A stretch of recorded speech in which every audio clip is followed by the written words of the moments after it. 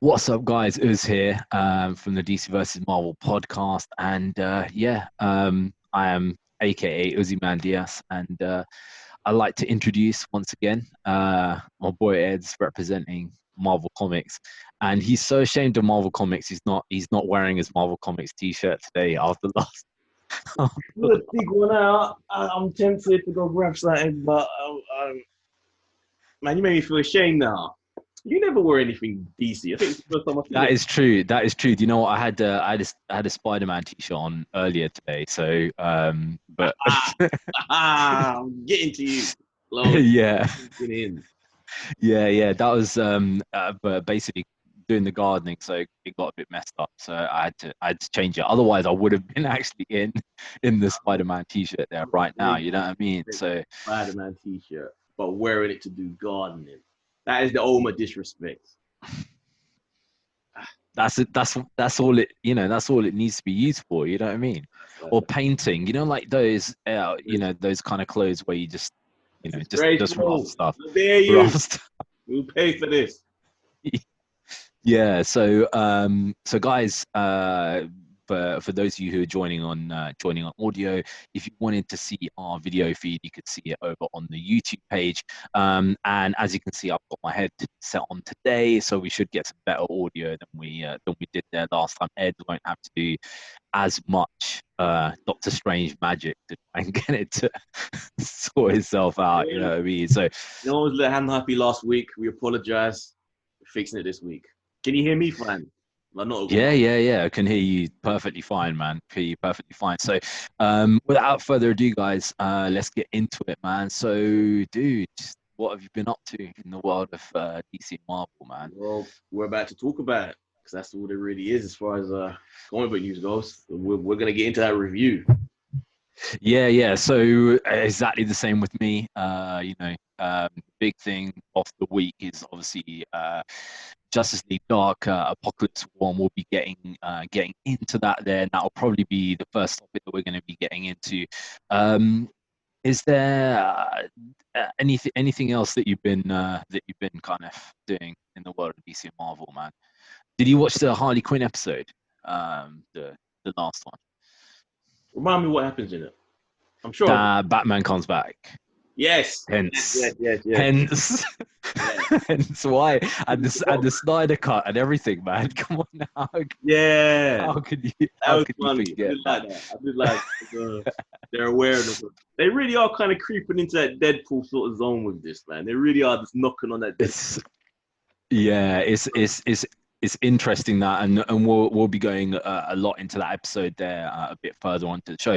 But without further ado, man, let's just get into the big thing. Let's get into JL Dark, man. So JL Dark is not out everywhere. It's out here. It's out in the States. I've seen in certain territories it's actually not out. But yeah, so just as a warning, there is going to be spoilers in this because there's a lot of stuff to kind of talk about. And I put a lot of the stuff on the Facebook page and put up spoiler warnings there as well for you guys, man. Brothers just begging to get bootleg. Like, what do they expect people to do? Everyone's at home around the world. Yeah, well, they should have released it on every single platform straight away. Right. Amazon and all this other kind of stuff. Apparently, it's not even on the DC Universe app. So it's like, what is that app? And is that app actually even worth anything anymore? It's like nothing on there. It's just Titans. That's it. What else is it? It's like, yeah, so that app is a total and utter waste of space, basically. But yeah, man. So just to warn you guys, there was obviously a bit of spoilers there in this, man. So, Ed, what did you think of JL Dark?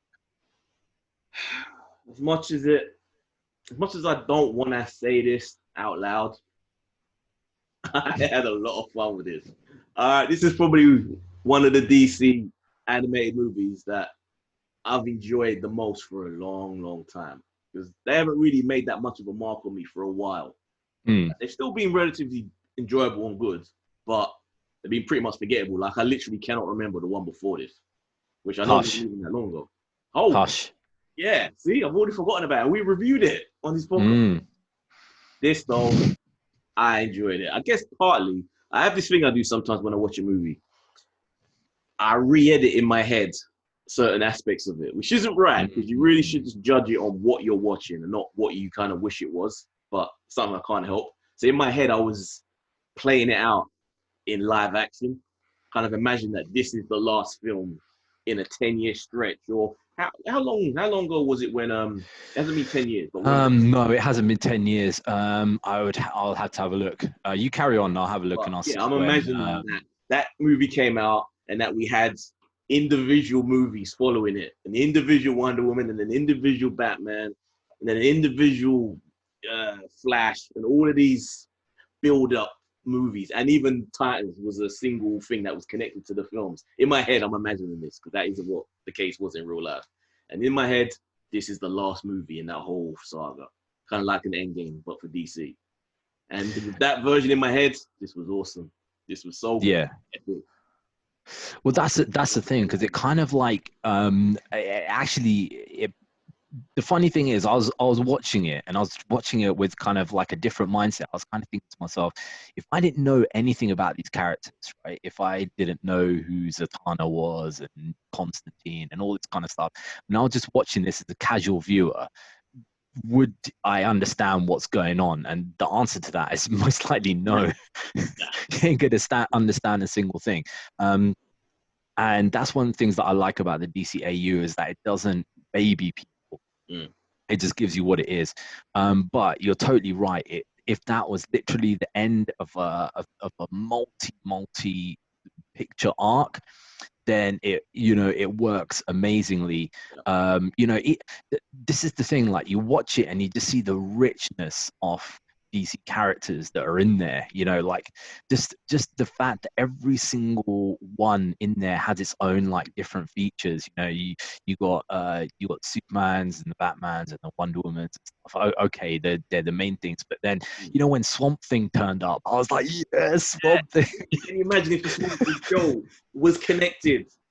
Even if it was, but it just had this same I would have Oh man, it was like literally that was my yes moment. The Swamp Thing, man, he turns up and he wrecks stuff, man. So they're obviously the same people who made Mortal Kombat. They've obviously kind of like taken a bit of a leaf out of the book, because some of the deaths at the start of this, man, Aquaman just gets ripped in half. Mira, do you see there's like claws that go into her face, pulling like this. A Wonder Woman gets her gets an arm ripped off. Shazam's leg just gets pulled off. Martian Manhunter gets set on fire. He always goes out that way. Whenever I see him die, he's getting set on fire. I know he's scared of fire, but come on, man. Yeah, that's just cool. That's the thing. Like he's basically like he doesn't like fire, because that's the way that he saw all of his race basically died from fire. Like every time he just dies for the same thing, it's like so like sad, man. So like epically sad. But it's kind of balances, like you were saying, it has the Justice League key characters, but then the way it balances, like Suicide Squad, makes them so cool as well. You get a good. I've never liked this design of the costume that Harley Quinn's wearing that Dish had, but as a character, this was the Harley Quinn that I haven't seen in a long time. Like real Harley Quinn. Yeah, and doesn't it feed in a lot better? So it's kind of like you see the Suicide Squad film and you think, how would those guys do anything to the Trinity? They wouldn't even fit in there. Like, they just get arrested within seconds and they're done. Maybe Deadshot can do something. That's about it, right? But then in this, it's kind of like, actually, these guys fit in and they can kind of help. And, it's kind of, yeah, and do you know there were so many things in this which I was kind of watching, and it's a big thing that is going around there at the moment, like about the Snyder Cut and stuff is kind of re-emphasized again because the stuff that is in Harley Quinn, which we'll go through there a little bit later. But it's interesting because there's so many bits in this where you kind of think, okay, there's elements from those films, but done in a much better way. Right, so like the Damian and Batman scene when Damian's dying and he's like, go and save Raven, and he's like, Dad, go for justice like that. And it's like, this is basically the Martha scene done 10 trillion times better when Damien's kind of dying, and them kind of showing you, look, this is the way to actually do that scene if you're going to have that scene in the film. You know, I love the way that Constantine was just this like drunk, like, you know, messed up guy, and Etrigan as well. Etrigan was one of my favorites. Yeah, I was thinking his name. Happy you said that. I would not remember. Yeah, Etrigan the demon, man, he was absolutely awesome. There was yeah, I mean, just so many things that were in this that were entertaining. The ending of, I'm gonna say one thing I didn't like that kind of offended me a little bit is, so Lois Lane can beat up Harley Quinn now. I've had a hard enough time believing Harley Quinn could be as tough as she gets portrayed as. But now that Lois Lane can beat her up in a one-to-one fist fight now. Yeah. Yeah, I think there's something in the New 52 continuity that she ended up getting Superman powers or something. There's something I vaguely remember about that. Something like that happened. One of our listeners will have to tell us. I remember there's something like she ends up getting his powers somehow. So I don't know. Are they playing on that somehow or not? You know, it's an interesting thing. I love the way they kind of dampen down Superman's powers for pretty much the entire thing. And then obviously then brought him back there later on, and he's quite annoyed, he's quite vexed with Darkseid, because obviously, like, you know, Lois has been killed by Darkseid and stuff. But it's done in a way that is still Superman. It's still very Superman-y, right? In the way that he does it, man. So all the characters are kind of all the characters are portrayed in a certain way, including the fanboying over Batman, because like Batman is always like the key to every single story. He is. And he's like, the fanboys are like, oh, you know, like he basically is like, you know, he's like the master of everything, man. I like the little subplot of Lex being like this manipulator, this master manipulator. He was like a little bitch in this, man. He was like, what? What is this? Lex? Way too stupid. I don't know, man. I don't know if I like that. He was kind of like, you know, he was behind everything. Yeah. But yeah, it's interesting, like the way that they kind of ended this, like it's shut down New 52, like New 52, like done basically now, you know what I mean? And you know, obviously then there's going to be a new continuity that is kind of going, and that's kind of, this is the DCAU is kind of done, and it, you know, it kind of makes me think, like, you know, all these people talking about the DC film universe and saying, okay, DC film universe is going to go this way or that way or whatever. It's like, nobody wants to go backwards. Nobody wants to kind of be static in that one way, right? These companies want to always move forward. So even when it comes to the DC film universe, they don't want to go back to that, you know, that Snyder Cut kind of mission. They want to go forwards, and this kind of shows you exactly the way that they're like, look, one era is done, we're going to go on to our next era now, you know what I mean? And yeah, it's interesting because the Superman Man of Tomorrow, which is the next one, the animation looks a bit iffy. Yeah, very different. A whole new style. And if this is going to be the basis that all of the other ones are going to follow in, it's going to be, yeah, we'll see. Yeah, the question is, are they going to go for a rebirth, or are they going to go for the next one further on from that? I don't know. So, what would you rate JL Darkman out of 5? Because I genuinely had no expectation for this, and because of the version of it I was watching in my head, which had like an extra 20 minutes, I would say probably 4 stars. Mm-hmm. Yeah. Yeah, I have to give it 4.5. As a DC fan, I just have to basically just pump that mission out. And do you know what? It's the saddest thing is I've got every single one of those Justice League Blu-rays on what's it called, on steelbook, right, and displayed, like, you know, in my cave basically. And this is the only one that I was like, you know what, I'm canceling everything because I don't know when I could work again and stuff like that because of the pandemic. And this is the one that I really want, and it's totally sold out. It's totally sold out, man. So it's quite, it is quite annoying. They're actually selling it. That's good. At least actually someone's buying it. Yeah, well, that's the thing. They always get sold out. They get sold out the same day. Like literally, like you can't buy anywhere after that one day. So, they do get sold. But then they do get bootlegged like crazy as well. They literally, like, you know. So I don't know how much money they make, but I would say it's a very minimal profit within, you know, less than 10 mil profit. I would say that they're making off something like this. You know what I mean? So let's keep with DC, and we're going to go on to James Mangold. Have you seen James Mangold got caught up in this in this kind of messed up Twitter war there this week? Okay, so let me just go to this a second, because I can tell you exactly. This is James Mangold, the director and I think co-writer of Logan. Yeah. So basically, James Mangold, he's obviously at home like most of us are, and he's kind of like,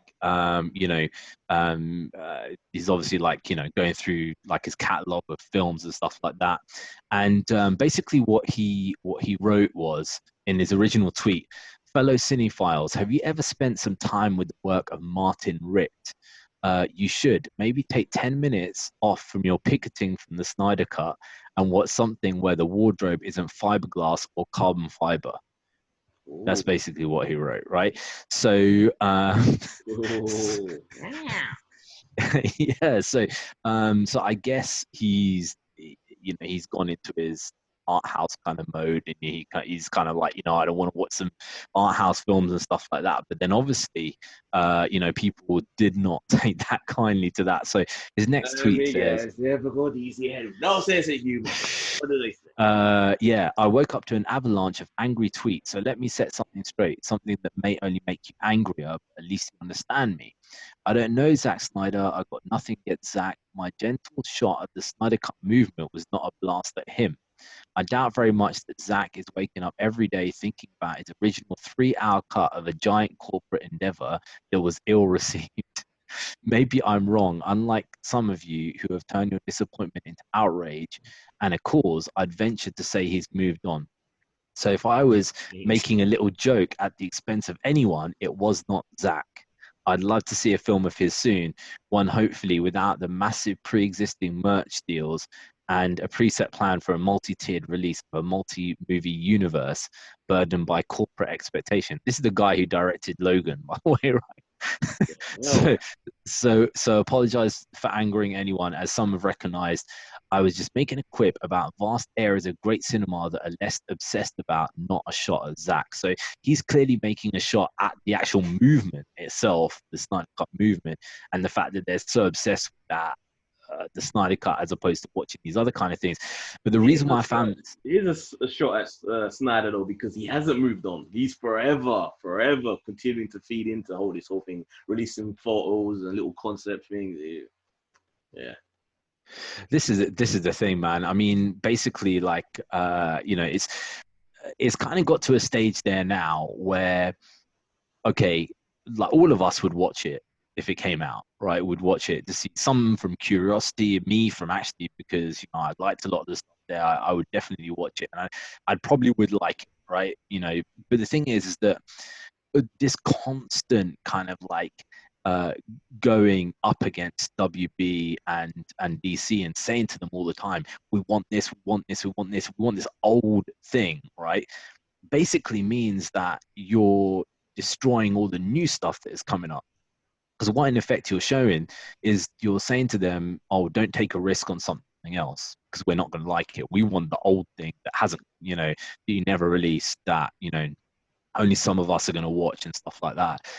So, you know, when they decide, oh, let's take a little risk on, you know, a Batgirl film, for example, or something like that, they just won't do it. And you know, it is just a general kind of problem, I think. The movement, I think, doesn't understand that, and they are so singularly focused in this one thing. Like there's a lot of these guys who are all like you know, they're all in that movement. They're all on YouTube, right? And they make videos and stuff like that about Snyder Cut all the time. When Justice League Dark came out, they were all making videos saying, oh yeah, you know, Justice League Dark is like the Snyder Cut, and this kind of follows the template and this stuff. And it's like, mate, you don't need to relate every single thing to the Snyder Cut. You know what I mean? There are other things that are occurring. Like, it's become a myth now. It's been mythologized. It's just something that's just bigger than it actually ever was and better than it ever could be. Yeah. So when it ever gets to see it, then it's just this albatross. So if it does ever come out and it's not as good, it can never be. It can never be as good. No. And then there's going to be a mythical hour that's missing or something like that, or whatever. Or people are going to say like, oh, actually, it's because of the fact that he intended another 2 or 3 films afterwards, and those are the things that we're never going to get, and it would have made sense, and blah, blah, blah. So to me, it's really, really forcing DC into a bad position now, because they even know themselves from Harley Quinn, which is the next thing on our news, that this movement exists. They know that you know, the way that they keep pushing for this one singular thing, and they decided to kind of make a little rib of it, right? So you saw this episode, right? Yeah, and basically there's 2 guys, the Snyder Cut guy and Last Jedi guy, I think, like sitting on the same sofa, and they're basically like discussing like you know, the release of Snyder Cut, and also the Last Jedi is not canon, and the guy's like, oh, you know, I don't want to watch anything with Harley Quinn in it. I only want to watch Batman, and then literally like this whole episode is entirely about but also putting down Harley Quinn for just being too woke and too female forward. It was like, I've had these conversations with people. Like, I've had these conversations with you. Like, with me. Yeah, I like that. That's the thing, man. That's the thing. There's elements. When I was watching this, I was thinking, there's like elements of being. It's crazy. You know what I mean? And it's kind of funny because you know, people have been like, oh yeah, it's like great publicity for the movement and stuff like that. But actually, what it should be is, okay, this is entertainment, but it should be kind of like, people should look a little bit into themselves and say, look, do you know what? This is the way that other people are looking at you. This is the way that other people feel that you behave like. And, you know, maybe you could help them feel a different way about you, or, you know, modify your behavior in a particular way or whatever. But this is the image that your movement portrays, as opposed to the fact that, oh, you know, you want to get something out or whatever, which is great. You know, we'd like to see something like that come out, but also at the same time, people who are producing the new stuff, they don't want to know about all of that, you know, all of that mission. So yeah, that was quite hilarious. And I guess, guys, have you seen that episode? You can let us know what you thought about it, because to me, man, I was just like, as soon as I saw the clip that came out, I put it on multiple forums, man, and this got some hilarious reactions. Like people were just laughing away and stuff like that, which is not obviously what those guys wanted in the first place, man. So let me just come to the next bit. So Ryan Reynolds, man, been talking about Deadpool 3, and he's basically been saying that Deadpool 3 is kind of like in the works, and they're thinking about different ways of doing it, but they basically want to make it so it's got something for everyone, right? And obviously that's they're saying they want to make it a little less a little more, maybe 15 if they're going to push it. What's the equivalent in America? They don't have 15, do they? No, but you know, Suicide Squad was an R, and then it came out as a 15 in the UK. Yeah, right? So closest Americans have got to that. So yeah, that don't bode well for me, man. Little for everybody means you want to dumb it down a little and make it broader. Do you think that, you know, when they brought out that that Deadpool Christmas thing, that was like a tester Yeah, to, you know, like to see like how people will react to it, stuff like that, basically, right? that was before the whole Fox Disney thing, though, wasn't it? The deal. They probably Yeah. had the stats and the figures for that. I thought, maybe we can keep going with this. All right. Yeah. Is Deadpool 3 something that you're looking forward to? I do enjoy the Deadpool. Number 2 was a little less than the first one, but I still liked it. So this, under the Disney banner, I'm worried about them dumbing it down. But if it's funny, it can still be good and not be art. But it is part of the character to have people getting their head sliced off and the headshots. But under that banner, they have access to all these other little characters that can do little cameos. Because in the last one, they had the freaking X-Men there. You know, that little scene when they were behind the door and he didn't think they were behind the door. When they had all the original actors there. Oh yeah, I remember that. That was a hilarious scene. With the actual MCU actors cameoing here and there. That could be hilarious. It could be great. It could actually be quite funny. Like he turns up at the Avengers building or something like that. And, you know, I think they could have something with him and Ant-Man. I think would be quite jokes. You know, if they're both because Ant-Man is he's always sent on these missions to try and find something, like he's a thief basically, right? And he's a merc, so they could both be sent on the same mission to get the same thing, and then they clash against each other. I think that would be an interesting dynamic to kind of see, man. But have you turn up for a portal or something just to kind of emphasize different universes? Who knows? But yeah, I like where it could go.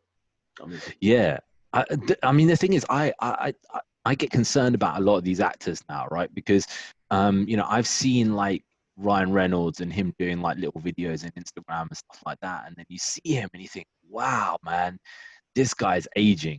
Like he's like aging now, right? And it's like, one good thing though about that with Deadpool as a character uniquely, one, heavy prosthetics, like he's melting, so that covers that up. And two, most of the time when you don't see the prosthetics, he's in a mask, which is going to be a body double. So you just need his voice. So it's literally a voiceover, right? The whole thing. He doesn't even need to act. It's literally like the whole thing. It's like an animated film. You're right. It literally is like an animated film.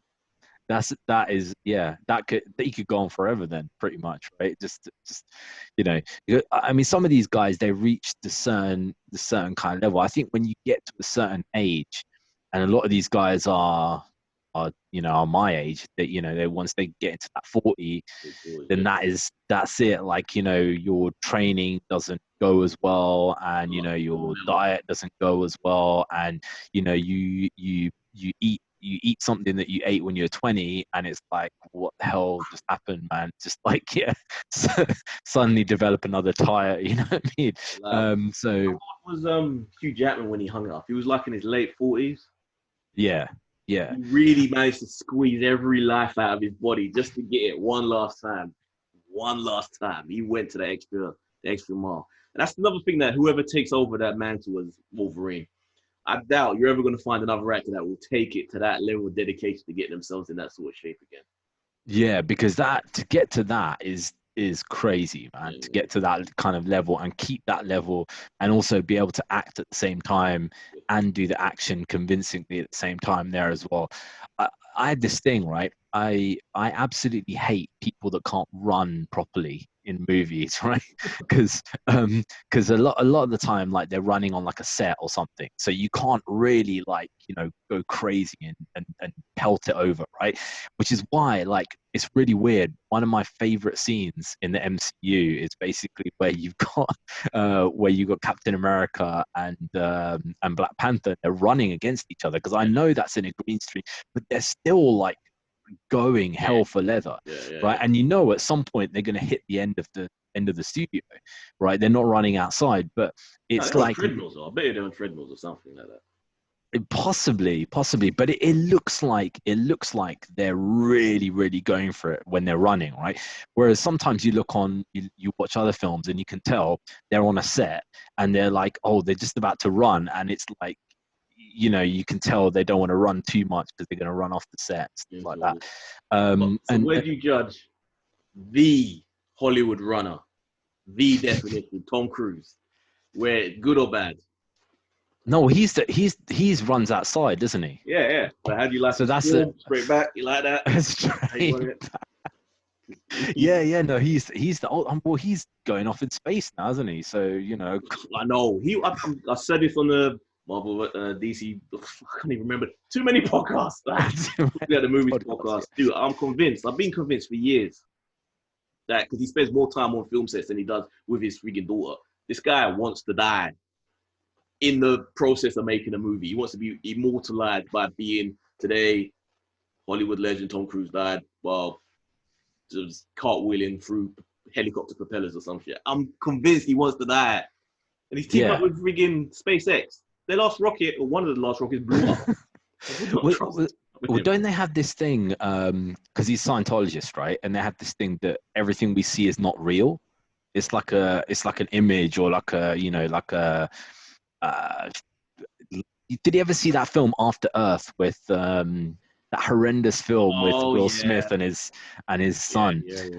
That film was basically based on Scientology, saying, you know, what you see is not real, so the fear isn't real, and all that kind of stuff. Reality, all that stuff. You believe it to be one way, and it will, Yeah, so he's obviously got that in his mind, and that's why he's going off into space. And I guess Scientologists, they believe in the space people and blah blah blah. He's obviously trying to ascend to that highest possible level of Scientology, man. So yeah, I don't know, but I'd be interested to hear what you guys had said about him like disappearing off to the orbit, man. So yeah, let's go back to DC. So you saw the Superman Man of Tomorrow pictures. Yeah, with a new style of animation. What do you reckon of this new style, man? It looks very much like, it doesn't look like the olden days comics, but it kind of looks like when they make a new comic and they try and make it look like it's coming from Yes. That's exactly what it looks like. Some 50s vibe to it, even 40s. Yeah, very much so. It looks, I don't know about it, but it looks too young. Everybody looks a bit too cutey, but I guess you need to see it in motion. Maybe it works better, but for this to be the base style that possibly all the ones following will follow, I'm not too sure. It's interesting, like, because it looks like a complete reboot of the Superman story. So it's kind of like, okay, they're rebooting the Superman story, and it's, you know, he's going to be coming there again. It looks like he's starting from scratch, as it were, and we're gonna start this whole entire saga from the beginning again. So that, I guess, is the first one, and we're gonna have to see what comes from it, because just looking at it, I kind of just think, it depends. What new are they gonna do with Batman though? Because we don't need to see that again. We don't need Yali again. Well, the thing is, what was the next Batman one? I've forgotten now. There's another Batman that's coming out, and I can't remember what it is. It's gonna annoy me now because I've forgotten. But there is a Batman film that is coming out, a DC animated one, and obviously, and that is apparently meant to tie into the game, and the game is like the new game is called the Court of Owls or whatever. Okay. They've done the Court of Owls though, animated was. So what? I don't know, but I need to have a look because I've totally forgotten and my mind's gone blank about it. But it just depends. I don't know whether they're going to do that. So like, this is the style, and then they're going to do different styles for every single character, or they're going to carry on. It doesn't make me enthused watching it, because I think some. The thing is, like, if you watch anime and stuff, right? If you watch Japanese, Korean anime, whatever, and you see it and you see the quality of the anime, and even when they jump outside the box and they make it more computerized and stuff, you think, okay, that looks quite cool. When I look at this, it doesn't look cool to me. It just looks like it's a cartoon. It's too uniform. I think the Japanese have perfected the ability of being able to add some sort of artistic expression in the way that they animate, especially in the action stuff. Whereas With the Americans, the Western stuff, it all just seems to be pretty safe and conformative, and don't go too far. Don't add too much style into it. Just keep it simple. The first thing I thought when I saw this was Mysterious Cities of Gold, right? Because the animation. Someday we will find the sea. Yeah, I love that Stevie theme. It's a classic. That made me so happy as a kid. It's a classic. It's the same animation. It looks like the same animation style as that. And I remember a lot of those shows in the 80s because they're all made in France. They all had the same kind of style. There was that, and there was Jason the Wheeled Warriors and Silverhawks and Visionaries and stuff like that. They all had the same. They all had that same kind of style, and it kind of like looks like it's veering towards that kind of Mysterious Cities of Gold. But I think they've got an opportunity now that New 52 universe has gone, to just go off on one. So, like there was that Matrix, Animatrix, and they had these different styles, right? They should do the same kind of thing. They should have like a different style of one thing and a different style of that, and then change it around, and try and do like a Spider-Verse style of animation, and just go in that way. But it's DC, so they're never going to take a risk. Ever keep the budget low, so it has to be simple, something they could churn out quick. So keeping with DC for the moment, Gareth Evans, huh? So much DC, every story. There's no what? Well, look, this is the thing. The next 1, 2, 3, 4, 5 stories, 6 stories are all Marvel. Oh, okay, that's good. Yeah, so well, not strictly Marvel. There's Fox and Sony in there, but yeah, basically the what was I going to say? The Gareth Evans, right? So Gareth Evans basically was going to make the Deathstroke film, and he was talking about. That's still happening though. No, it's not happening, because he basically went and he had an interview and he was talking about what he was going to do in it, right? And apparently it was going to be under 2 hours, very kind of concise, and he was basically just he's like, I'm going to make it short and snappy and kind of just like loads of action and stuff, basically like the Raid kind of thing. Show? What show? Well, to be keeping himself busy, what he's done, he's teamed up with Sky Atlantic over here in UK. There's a show called Gangs of London. So it's about all these different little gangs: Irish, Gypsy, Serbian, Black, all Middle Eastern, all in London. And it's weird because it's like a real serious sort of drama of all these different groups, like a Lord of the Rings type, not Lord of the Rings, Game of Thrones type. What it's like nowadays, or is it back in the day? Modern. Okay. But what's weird about it is that whenever something kicks off, like a fight in a bar or a pub, or someone's trying to escape, the action turns into raid level action. And it's for a TV show, it's insane. It's really, you should check it out. So yeah, watching that made me think that this guy could have done Deathstroke, man. It's heartbreaking to see what could have been, because that's the perfect character for him. Just brutal. It could have been so cool, man. Yeah, you don't even need that much of a story. It's basically like this guy, he's an assassin, he's been told to go and kill somebody. That's it. And he has to go and like go through a tower, like these standard films are, and go and kill 10 million people to actually get to the top, man. I love those. I literally have like a thing about tower films, man. Like Die Hard and Dread and and that the game Raid. Of Death thing that Bruce Lee kind of started with that. So it's like a computer game, up to the next level, the next boss. Yeah, man, that game of Death, man, that has some sad memories for me, man. Yeah. It's kind of like the first time I watched it, because I when I was a kid, I had a real thing for watching like Bruce Lee stuff. And the first time I watched Game of Death, I watched it, and like halfway through, it converts into some fake ass Bruce Lee, right? Yeah. And it's like, and it's like, what the hell, man? This guy was like so weird, and it's just like it ruined the kind of film there for me, man. But yeah, it was he's basically saying that that's exactly the way that he would have done the film, and that is his lane, and he was going to go in that lane, and that's pretty much it, man. But it's one of those things. Like a lot of the time when I see these headlines, right, it's interesting because you see the Snyder Cut stuff coming up all the time. You see stuff about this. You see stuff now. There's one other bit of news which we'll talk about a bit later of Man of Steel 2, and it's kind of just like all the stuff is like olden days kind of stuff, you know, things that could have been and didn't happen and, you know, never came out. There's never like excitement about like new things and things like that, which is always a little bit sad. Whereas when you see the Marvel stuff, it's all about all the new stuff basically that people are getting excited about, man. So without further ado, let's go into some Marvel. And it's not strictly Marvel because it's Dark Phoenix, right?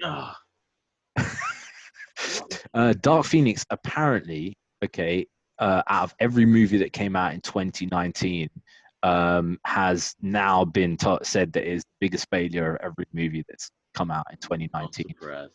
Lost the studio over $100 million, and was just an abject failure right now. Apparently, according to the director, there's some cut somewhere, some mythical cut, or it's always a perfect cut somewhere that will make you change your opinion on the whole movie. Where it was amazing, man. But he's one of these guys. That guy, what is his name now? I can't remember. Alex Garden. It's not Kurtzman. Oh God, Kurtzman is the other guy who I can't stand. Anyway, the director of this basically is one of these guys who he seems to fail like all the time. This was his first movie, wasn't it? He never directed. Well, he's been writing the other stuff there before, right? And it's just like a lot of the stuff that he writes is garbage. Like he wrote Simon Kinberg. So he wrote X-Men 3, right, which is trash basically, and then they're like, oh, you did so well in X-Men 3, let's give you another thing. Hollywood, man, they reward failure. Don't understand it. It just blows my mind. It's bizarre, man. It's bizarre. It's all about favors and pitching yourself and just being able to sell yourself and do whatever, and then you end up on the set. You know what I mean? And there's very few kind of true geniuses, and that guy definitely is not, man. So, sticking with Marvel, the guy, the Blum House boss has been talking about Marvel, right? And I don't know why, but he's basically been saying that Jason Blumhouse, and he's basically been saying that his productions that he reckons are going to start up fairly soon again in the summertime. However, he reckons that all the Marvel productions are not going to start up again until 2021, right? And he said the reason is because he's been on these sets and he's seen how massive they are and how huge the productions are and stuff like that, and he cannot see how they would be able to either effectively distance or or be able to actually produce a production where they've got limited people in it. And there's no way till 2021, which is I guess when we're going to get a vaccine or whatever, is the only way that it's going to start up. At least, even though that's sad, at least there is stuff to fill that void. There's still movies which were done or near completion that can fill that void of that can come out in 2021 to hold us over. You still got Black Widow to drop. You still got the what are they? Jolie. Oh shit. Remember? You got Batman. Eternals. Yeah. Something wrong with me, man. I think I got a brain injury or something. I don't know what's going on. Is that? Yeah. This and all the Disney Plus stuff. Yeah, there's plenty to fill the void. I'm not too worried. I'm not too concerned. We're gonna pretty much go through this year without anything. So. Well, the thing is, even if they start filming all the 2021 stuff, that's not going to come out 2022 or 2023 anyway. And obviously 2021 is kind of rammed now like crazy. So it's probably a good idea that they do have a slight break and then build up the hype for, all the stuff to come out there again a little bit later on. You know what I mean? So, let's You know, last time we were talking about Deborah Ann Wall, and unfortunately she's like basically not had any roles or anything that have been coming there.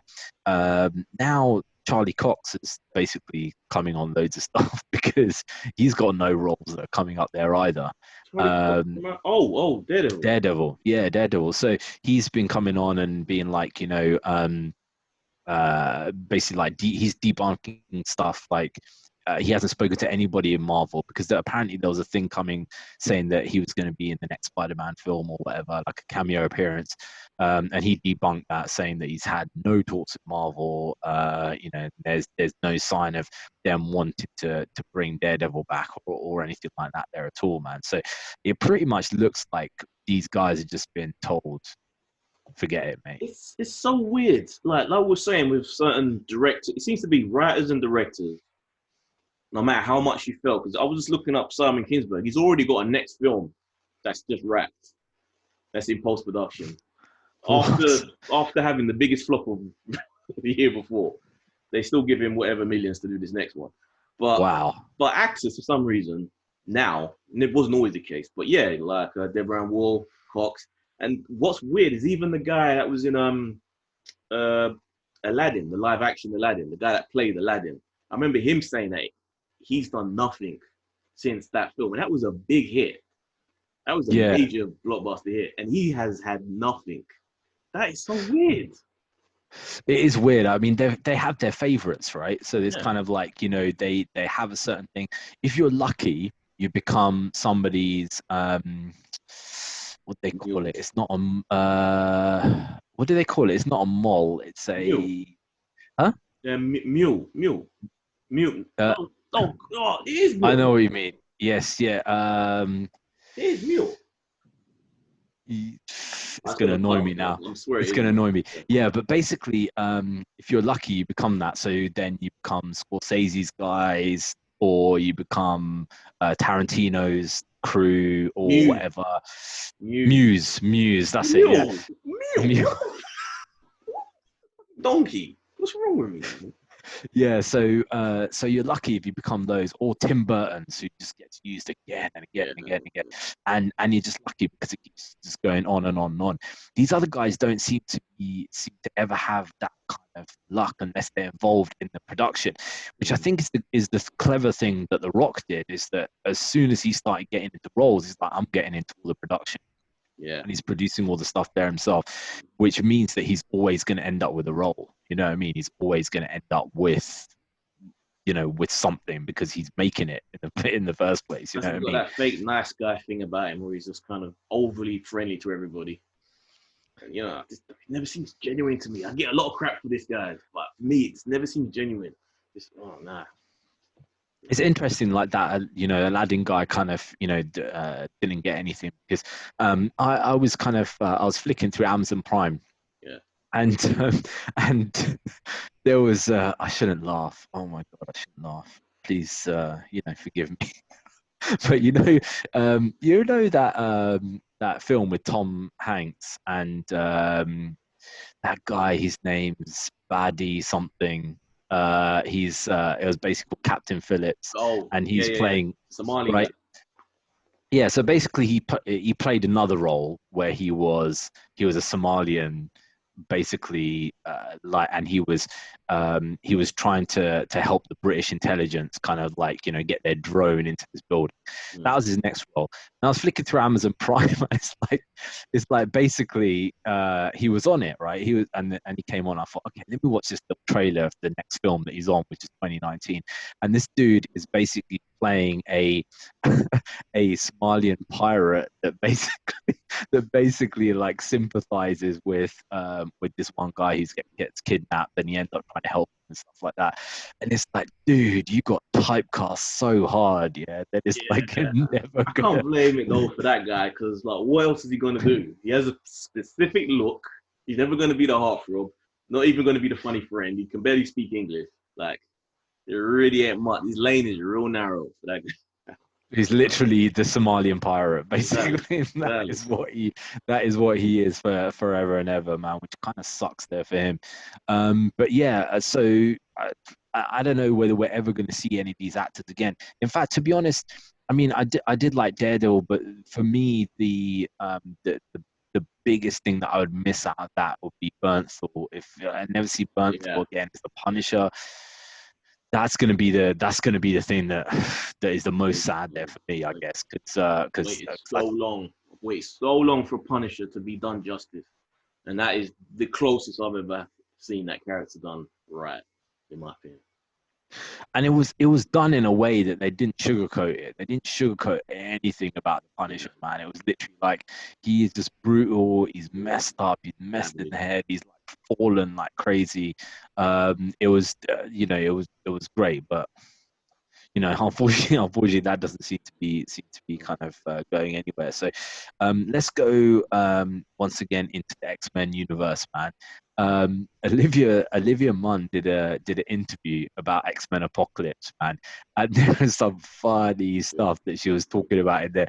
One of them was that Bryan Singer hardly turned up on the set. I heard about that. He disappeared. He made so much juice, so he had to go away, and they just let the second unit or whatever take over. That's nuts.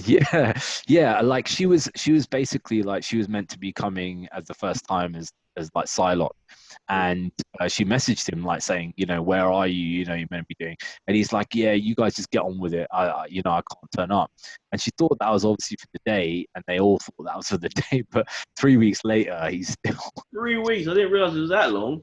It's like this guy just like abandoned the set basically. Some people that don't give it. It's just for the check, just for him to finance his next couple of, little pool parties that he has. That's probably what he left for. Just the little pool party, got the itch. He probably did, man. That is the thing. I mean, the thing is, this is just like it just amazes me. Like if any of us just walked away from our jobs for 3 weeks, right? Firstly, the check wouldn't come. Number one, and then number two, it's like you'll never work in that industry ever again. I know. It just shows the lack of accountability at Fox. Like, who was running this? That there was no one who was willing to put their foot down and be like, "Go!" Like, no one should be indispensable. No one. That is true. That is true. There should be someone to say, "All right, you ain't coming back, then don't bother come back." Singer's one of these guys that I always think he's got something on somebody, right? Because he must have some information. He's seen he's a party. He's got these underage boys there, and who knows what other actors and executives and producers attend those parties. Exactly. Yeah, because then he's got something on somebody, and then because of that, they let him get away with absolutely everything. You know what I mean? So yeah, that was just interesting because just like a director just not turning up for a few weeks, just absolutely crazy, man. So did he hear the comedy thing about Sony and they revealing the name for their Spider-Man universe? No. Okay, so Sony revealed the name for this. Think of a name that you could think of for the Spider-Man universe. So we're talking about the original trilogy, the 2 films that came later, the Amazing Spider-Man, the 2 new Spider-Mans, and the Spider-Verse. What would you call that? They're calling all of that one thing. Yeah. What a Spidey EU. What would it, think of a name? Just think of anything that you can. That's what I'll call it. Spidey EU. That's the only thing you can call it. Well, they totally unimaginatively just said Spider-Man universe. At least put the E in the middle. That's so funny, man. It's just like this is the Spider-Man universe. Yeah, this is what it is. So that's the name for their thing. The marketing for their Spider-Man product is just bizarre, man. Honestly, it's so bizarre. I once kind of put up on our Facebook page the amount of merchandise that Spider-Man stuff sells, and it outsells every single other character by 3 times. So you can add up Batman, Superman, Iron Man, Avengers, everything. Add them all up, times them by 3. That's Spider-Man, right? And it's like, you guys are literally got that property, and it's like your marketing is so horrendously bad that it's just Disney owns merch. Don't they control? Yeah, Disney control merch, which is the funny thing about it. So, you know, they're capitalizing on the huge amount of merch that's been sold for Spider-Man, but Sony has no kind of, you know, way of getting. Sony only gets the money from the, you know, from the films. Yeah. So crazy. Yeah, so that is the thing, man. So, your kids, what do they prefer as far as superheroes are concerned? Who gets them excited when you're in the shop and you see the face on the cover of something? Spider-Man. Is it? It's not mad. It's Spider-Man. My son is Spider-Man crazy. He's got everything Spider-Man. Like he's got so many Spider-Men. He's got like black suit Spider-Man. He's got Homecoming Spider-Man. He's got just Spider-Man coming out of everywhere. Like literally, he's got like a knitted Spider-Man. He's got Spider-Man bed clothes. He's got Spider-Man bed covers. The moment you said knitted Spider-Man, I suddenly got a flash of a toy which I forgot I had. It was like a G.I. Joe type toy, but it had like a fabric suit that you could take. Oh my god, that little double sticky. I completely forgot I even had that. Yeah, it's like it's crazy. Like he loves Spider-Man. For my daughter, it's Elsa, man. It's just like Elsa everything. Like Elsa is like, you know, and they kind of this is the thing, right? They kind of have like battles and stuff like that. Like when they're fighting in the morning, it's always like, oh yeah, no, Spider-Man can beat Elsa up. No, Elsa can freeze everybody. just like those kind of things, man. So those are the two main. My daughter is not interested at all in any of the other characters. Like, you know, Scarlet Witch, Captain Marvel. I mean, this is the one thing I say about Captain Marvel is that Captain Marvel is meant to kind of impress that age girls into kind of liking it. You know, my daughter has seen the trailers and seen part of the film and stuff like that. Just totally disinterested. Just even Wonder Woman. She doesn't really care. I think Wonder Woman kind of like is mainly like if the mum is interested in it or whatever, then they interested the daughter in it. But how much you can involve the kid into it, and I don't want to sound like I don't know, like a fuddy duddy, but basically like how do I put it? Wonder Woman dresses a particular way, and do you want your little daughter to be walking around like that or whatever, or you know, it's a different scenario when you're Elsa, you know what I mean, to Wonder Woman, which is why I'm quite surprised that Captain Marvel didn't take off as much, because Captain Marvel is you know, it's very much like that. But when you see like when there's World Book Day and stuff at the kids' school, basically you see tons of Elsas, tons of Harry Potters, Spider-Mans, and Black Panthers. Just you know, those are the characters that they want to dress up as. That looks cool in it, because that's the only thing I can think of for Black Panther. Like, it's got to just because it has a cool look about it. But then again, Batman's cool, so why isn't he bigger? That's weird. Yeah, there's not as many of those, but I think, like, you know what? I think a lot of it is the dads as well, right? Because a lot of the dads have never had like a superhero. Like tomorrow, if there was some, you know, Indian origin superhero who turned up, who was like most badass geezer known to man, there would be every Indian origin dad buying that for their kids. You know what I mean? And it's in the movie coming up. I wonder if that's gonna take off. His look's gonna work. I don't know what the character looks like, how they're gonna interpret it, but I don't know. I mean, that's the thing for Black Panther. Like all the, you know, all the dads at school, they're like, you know, if they're like African origin or Caribbean origin, it's like their kids are literally all wearing Black Panther. You know what I mean? So, and I guess that is the way that they want to go. But yeah, my kids are definitely Spidey, and I haven't. He hasn't even seen any of the films yet, apart from Homecoming. That's the only one he's seen. So that's the only thing he knows about it. But sitting them down and making them watch all these. well, he's they've watched Spider-Verse as well. Oh, yeah, my daughter loves Spider-Gwen. She would actually wear the Spider-Gwen stuff if you could get it. Really does like Spider-Gwen, but the other stuff, and I think that the other stuff appeals to a bit older kind of demographic. You know what I mean? So, but I don't know. I don't know. So, dude, should we get into some? What I want to do is I want to try and get into our Facebook page here, because I wanted to get into some of the comments that we had on some of these posts, man. So before we do that, let me just see if I can share this screen. This is the one here.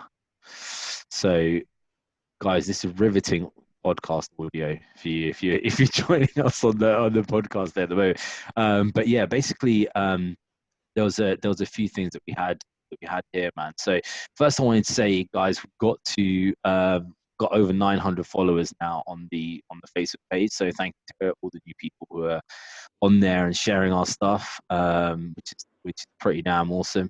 Let me just see here.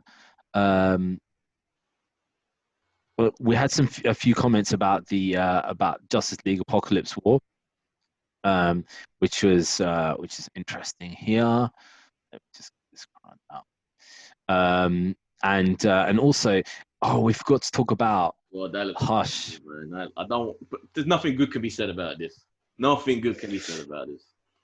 Do you know one thing that I found interesting about this? For you guys who are listening on audio, we're just looking up a picture of Hush from Batwoman. Look at the hands on this character, right? Woman. Yeah, that's not a bloke's hands, man. I really hope it's not. I really hope it's not, man. Honestly, I'm just like, I just hope it's not, because it's kind of like this show is just every single thing that I don't like in the show is the epitome of this, man. Ruby Rose, like, God bless her, man. She's like one of the worst actresses I've ever seen in my life. Like, literally. Wooden as hell. She's awful, and she's basically meant to be carrying this show, right? Which is pretty damn horrendous, man. So, and also this as well, man. So it was the anniversary of The Dark Knight Rises a couple of days ago on May the 2nd. How many years? I can't remember. When was that? 2011? Or was it 2012? Damn, that time. When did it go so quick? Yeah, it's 20. So Batman Begins is 2008. I think it's 2012. So it's 8 years basically. So I kind of like revisited it. I watched it again, right? Because I was like, you just got to, man. And I was kind of like, man, this film gets hated on so hard, yeah. But rightfully, I don't know, full of holes, and they're creating holes. It's holes, but I'm telling you, man, some of the elements in it are just incredible. Like the Bane entrance is just amazing. Yeah. And I remember when I actually went to go and watch this. I went to go watch this at in a cinema in a place called Ipswich, like in the middle of flipping nowhere, at 5 a.m. because they didn't have a midnight showing, right? And I remember, man, when when Bane was like dropping Batman down and breaking his back and stuff like that, how everybody was just silent in the cinema and stuff, man. It was just so yeah, I've started to get a new appreciation for this. There is iconic elements in it, and I think Bane, as much as he was dissed or initially, I think people have actually kind of warmed to his portrayal of it, because I've always had fun with that Bane. And the voice, though, it's so iconic now. Even with the new Harley Quinn, it's all based on his Bane. Yeah, that's the thing. They decided to use that Harley Quinn Bane voice, which is which is hilarious, man. So the fact that they've actually carried on with that is just absolutely brilliant, man. So I think we'll end the show with this iconic image, which was of this guy, man. He seems to have stolen the show this week. For you guys on the audio, this is the Release the Snyder Cut guy. who was on the Harley Quinn show, man. And yeah, he seemed to have got loads of different reactions, man. Some people like love it. Some people just like, just like it's taking the mick and stuff like that. But this guy definitely was, I don't know, the hero of the week or the zero of the week. I don't know. What would you say? Fine line. It's a fine line. It's a fine line. Purely because I think over here in UK, I think Harley Quinn's about to get a second wind of fans because Channel 4 bought the rights to it. Mm-hmm. They're going to show it in a block with the new Rick and Morty season. So that's a big thing for that. So, yeah. Love it over here. Which means that obviously it's going to end up, this is going to get more publicized there as well, man. So, yeah, man, this is I guess the end of the news, man. And every single week we say, right, there's going to be no news, right? But then every single week, there's a ton of stuff happening that we haven't even mentioned. There's no. Josh Trank had a whole bunch of stuff that we haven't.